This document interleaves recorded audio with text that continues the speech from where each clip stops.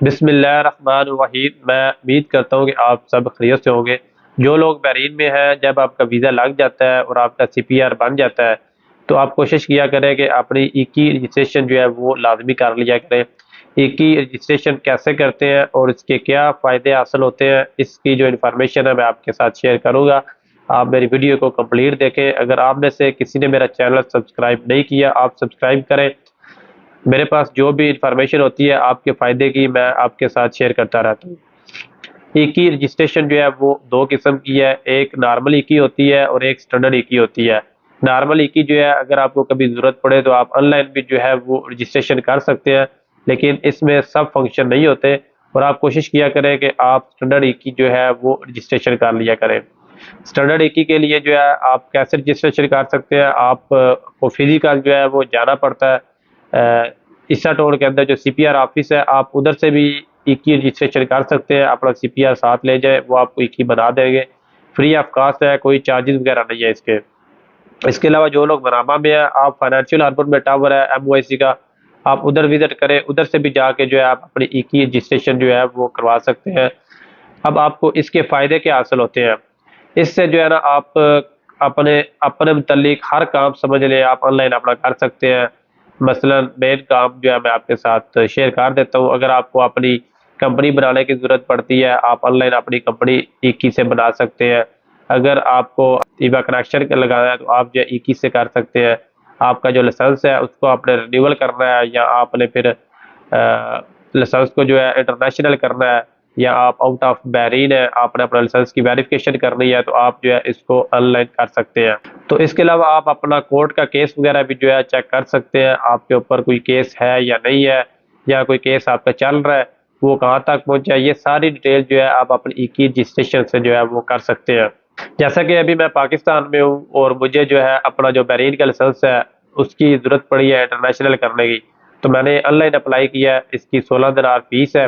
तो वो लाइसेंस जो है आपका बना के पोस्ट ऑफिस में जो आपने एड्रेस दिया होता है उसमें सेंड कर देते हैं, और पोस्ट ऑफिस का में जब वो सेंड करते हैं तो पोस्ट ऑफिस वालों का एक नंबर होता है, ट्रैकिंग नंबर, वो आप अपने किसी भी दोस्त को दे तो वो ट्रैकिंग नंबर के जरिए जाके पोस्ट ऑफिस से जो है आपका लाइसेंस ले सकता है।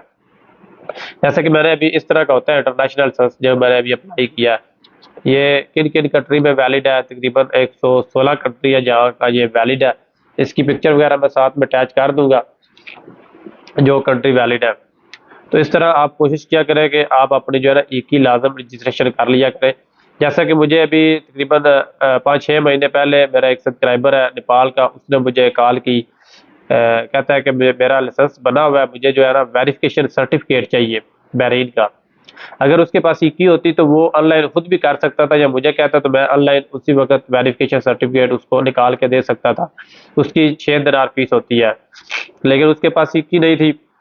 तो मुझे उसने काफ़ी रिक्वेस्ट की, कहता यार मेरा इधर पता नहीं किस कंट्री का था, मुझे याद नहीं, उसने बताया था कि मैं इस कंट्री में हूँ, लेकिन वो रिक्वायरमेंट कर रहे हैं कि अगर आप बहरीन का वेरिफिकेशन सर्टिफिकेट ले आए तो हम जो है आपका लाइसेंस जो है वो चेंज कर देंगे।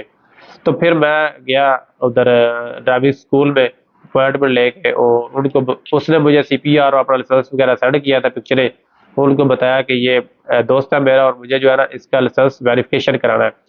तो लेकिन वो जो ऑफिसर बैठा हुआ था उसने बोला कि आदमी का जो है इधर लाजम होना ज़रूरी है।